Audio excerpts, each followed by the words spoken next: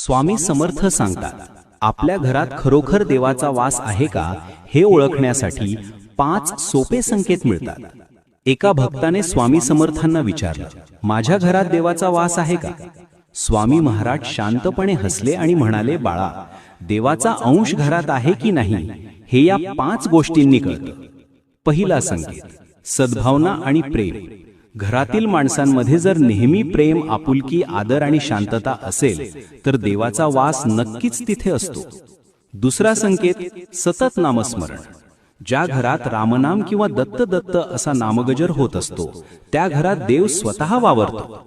तिसरा संकेत, अन्नात समाधान. अन्न हे पूर्ण ब्रह्म आहे. थोडं असो वा जास्त, सर्वजण घरात समाधानाने जेवत असतील तर ते घर देवालय बनतं. चौथा संकेत, अतिथीचा आदर सत्कार. ज्या घरात आलेल्या पाहुण्याला अतिथी देव मानून